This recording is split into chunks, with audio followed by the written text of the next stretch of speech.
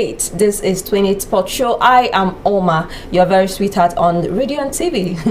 So how you all doing? Happy Independence celebration. It is the first day of October, and we are so happy to be alive in this in the land of the living. Okay, Tweenies Spot show is that program where we talk to teenagers. We discuss everything that all the issues that surrounds teenagers. We talk about their life, their career, their education, the choices they make. You know, the essence of this is having amazing and interesting teenagers, and of course they will become interesting adults. And with me on the show today, we'll be talking about a very interesting topic.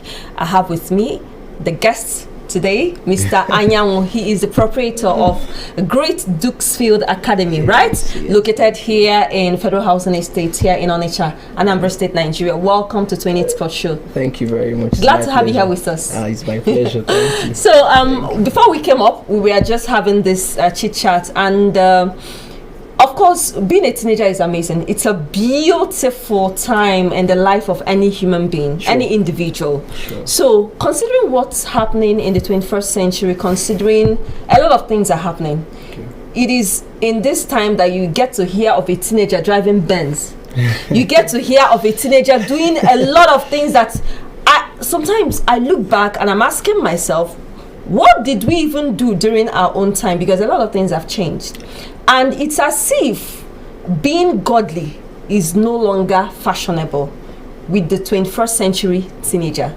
So we are looking at how a teenager can be stylish, still become a teenager, and still be godly in this 21st century with all the challenges around in this 21st century. So how can a teenager attain all these things and still be balanced, still live a balanced life as a teenager? Wow, Oma, thank you so very much. It's my pleasure. Glad to have you here with us. Thank you very much. Just like you said, or you asked, how can a teenager enjoy the teenage life and still be godly? Now, to me, the first thing a teenager should appreciate is love who you are. Don't want to be someone else. You know, it's there's this craze of trying to be this person, trying to be that person. So I think where to start from is appreciating that your teenage life, appreciating the way it is. Then love yourself. Don't try to be someone else. Don't try to impress. You know, let me take it from there. Loving yourself. Don't try to be someone else. Is it different from aspiring to or being inspired by someone? Because we need to separate it. Because, you know, sometimes we look up to people.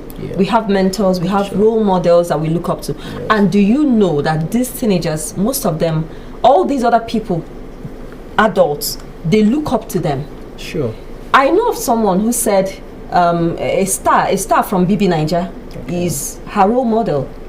And I was wondering, I didn't want to be judgmental. I was asking myself, how can a star from BB Niger be your role model?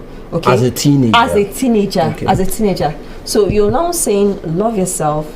Don't try to be someone else. How can they do that? Okay, now, just like I said, now when I said love yourself, that doesn't mean that you cannot have a mentor. But be happy with who God has made you. Be happy with your personality. Now be the best of yourself.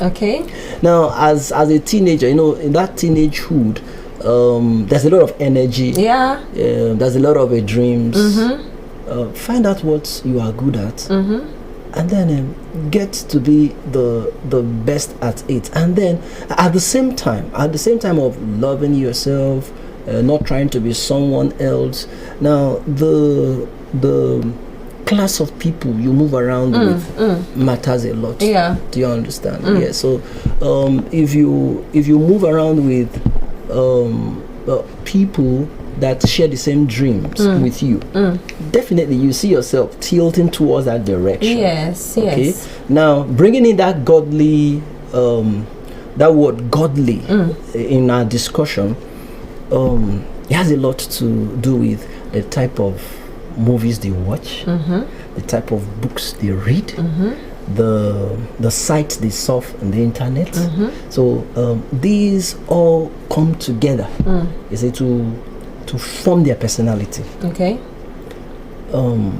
So I believe even parents also have a part to play. But why I decided to start from here is the teenager, any teenager listening to us today should at least appreciate who God has made you to be. Like yourself the way it is. Tell yourself, I can become the best of me. Right? And then get exposed to the right materials. That is where we can also bring in a mentor. Right? Because someone may ask, how do I know the right materials? How do I know the right movies? Yes. So that's where having a mentor comes into play. Remember, having a mentor doesn't mean you become the mentor, but it's just that he or she is actually is like a trailblazer for you, a pathfinder per se. Do you understand? So I think that will go a long way. Number one, loving yourself. Number two, having getting yourself surrounded by the right people, reading the right materials, and having a mentor. Okay. Now let's take them one after the other. People always get inspired by people they grew up with. Sure. You see a particular teenager who probably the parents they are from a responsible home, growing up. This teenager starts mingling with people that are not the same thing. They don't have the same background. They don't have the same training as he is. And somehow, these other people end up influencing this other teenager that grew up in a positive environment. So, is there something we are not getting right? You know, as a school proprietor, you must have met a lot of people. I understand that you even have a lesson where you train IELTS candidates who are teenagers, young people, young adults. So you've met a lot of people. How is it possible that someone grows up in a home that is balanced? Growing up, the person starts mingling with others. And before you know it, a teenager who has a very beautiful background, had positivity growing up, wonderful ideology, all of a sudden, that's bad egg. Ends up corrupting, and it will look as if the parents never did anything. Nothing happened. Well, what do you think? Well, at this point, the parents have a part to play. Definitely, the parents have a part to play. And interesting about the teenagers is this: you don't tell a teenager what to do. You don't tell a teenager what to do. By that, I will explain. Please explain. Yes. You don't tell teenagers what to do. You get them doing what they should do. How? For example, now you can't just tell a teenager in the morning, make sure you read your books. Then, having read your books, make sure you do this A, B, C, D, as the case may be. Now, what you do is create an environment that will help the teenager to do that. Are you with me? Now, if you just end it at telling the teenager, do this, do that, they, number one, they don't have the drive to do it. Right? But when you create environment, one of the ways to create environment, you may ask me now. I was for you to finish so I can ask you how can someone create an environment? Yes, because teenagers like to explore. They like to explore. So if you tell a teenager, do this, do that, they most of them believe you are bossing them. Most of them believe you are talking too much, right? So what you do as a parent, as a relative, when I say relative now, I mean an elderly one, let's say, to create the environment that will enable them to. For example, if you have a teenager in the house who hardly reads, who hardly studies and all that, maybe from time to time this teenager finds himself going to a neighbor's house and you don't like that and all that. Now you keep telling him or keep telling her, don't go out. Question, he's not telling him or her don't go out. Create the environment that a teenager would like in the house. Now some parents rule out playing of video game entirely. I don't have anything against playing of video games, but it is good on its own part. So why don't you also get, when I say creative environment, I'm trying to explain now. The parent knows other teenagers who are also well brought up. Okay. So what do? As a mother, as a father, as a grown-up, you now get some of those teenagers and bring them to your own house. And don't let your own teenager, your own child, go and find a friend, a teenage friend outside. You know better. So you locate who and who are good per se. You understand what I mean? And then invite them to the house. Create a good environment. Creating a good environment is, you can buy wonderful books for them and put a very nice competition and tell them, see, if you're able to finish this book within 3 days, I'll give you so and so. You can even tell them, you can even give them monetary, you can even tell them, okay, I'll take you to so place and all that. You are creating an environment. Before you know it, they'll have the drive to do that. By so doing, you get what you want. I'm really so very important. You don't tell teenagers what to do. What you do, you create an environment to cause them to do that. But sincerely, when we were growing up, our parents told us what to do. No, when you said in a challenging society today, have you forgotten? No, have you forgotten that? Have you forgotten that the teenager you left at home has the world at his fingertips? Yeah. On his palm. Yeah. If he has an internet-enabled phone, he can see the whole world. He can do anything. Although that internet-enabled phone is a topic for another day. We need to take a break right now. Take care on Tweenies Spot show on TV Sapiensia, and we've been having this interesting conversation. We are taking a break right now, and when we return, we started from the teenager to the parents. We also look at the teachers. We look at the school as time permits us, but most importantly, to find a balance for the teenagers. Kindly stay with us. We'll return after now.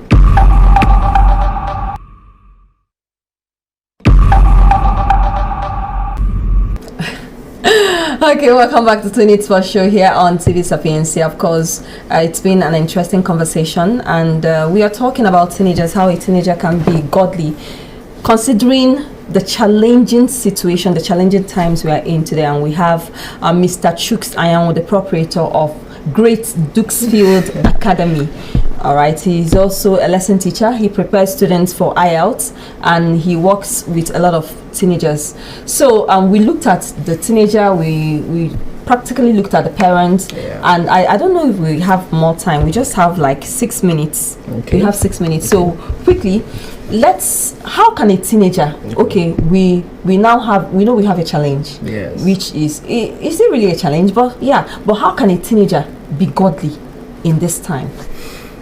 Well, not take it as a scam. Because a lot of people see being godly as a scam, as being a Jew man, a Jew girl, not stylish. How can a teenager be godly and stylish? I have an answer, and my answer is this: in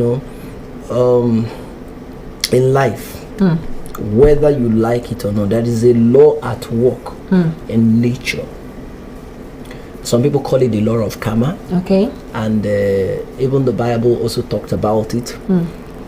Whatsoever you sow, you will definitely reap it. Yeah. Now, some teenagers find themselves doing drugs. Some find themselves doing all sorts of bad things per se. Okay. I don't want to get into details of the bad things. But that's a topic for another day. So now the fact still remains that when they get involved in all these things, they have ripple effects. Yeah. Definitely it will affect them either by the time they become adults or well over 50 and all that. So the first thing a teenager should know is this: anything I do now will have an effect in my life. So being godly, being good, there is everything wonderful about it. Maybe in our next show we can take time to talk about what it means to be godly, right? Doing the right thing is godly, right? So if you do the right thing, number one is you are happy, number two is you are fulfilled, number three is you have invariably invested your personality in someone else. Maybe you find yourself you are good at something, and then you do the right thing while doing that thing, and somebody is inspired and you encourage that person, but you've actually made impact in life, and that's what life is all about. So why will you find yourself trying to go into prostitution, must everybody have girlfriend, boyfriend and all that, do drugs.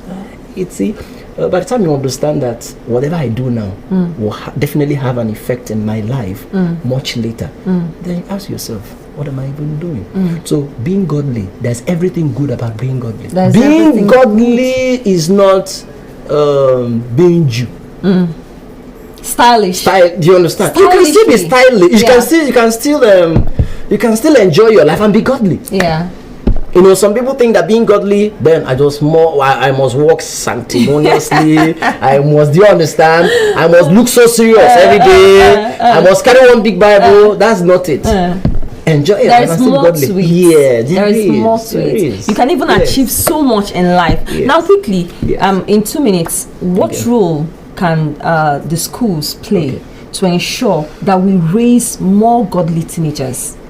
Well, the schools actually have a lot of responsibilities. Number one is the schools should have a department that should be able to talk to the youth, these teenagers from time to time. And also, some schools call it G&C. All right, guidance counseling. Yes, exactly. But then, is it still operational in some schools? I don't think it's operational in some schools. Okay, but these schools must take this seriously. Yeah. Because some of these teenagers have psychological problems. Some of these psychological problems, maybe a sort of abuse or whatever, and that can go a long way. So, but by the time they've spoken to this GNC, as it were, it's relieved. And they are being guided on the right path. So they must have such departments in the school. And then the school should also have teachers as true role models. Okay. Teachers as true role models, not just teachers. True role models, because these teenagers learn by examples. Yeah. They don't learn by what you say. You can say anything. It's what they see you do, they want to replicate. So with these two, I think we've really exhausted our time. We've exhausted our time, and each time we come on this program, I don't feel like leaving, because there's so much. Like I said, Mr. Chuks, you're going to return. You come back some other time, probably in the future. You're going to come back for this program, because we've not finished. You have a lot. There's so much. In fact, from when you were talking, I was picking out a lot of topics. Like I was picking out a lot of things that teenagers, we need to tell them. Yes. And thank you so much for being here. Thank you for discussing. Thank you. We really, really do appreciate it, and we look forward to having you another time on Tweenies Spot Show here on TV Sapiencia. Thank you so much for joining us today on Tweenies Spot Show here on TV Sapiencia. And remember, our guest was Mr. Chuks Anyanwu, the proprietor of Great Dukesfield Academy, and of course, he also he mentors a lot of teenagers. He trains a lot of people. He conducts lessons in IELTS. Thank you so much once again for granting us your time. And of course, Tweenies Spot Show will be here again next week at this same time on TV Sapiens. I have been Oma, your very sweetheart on radio and TV. From me to every one of you out there, God bless you. Bye. Wow.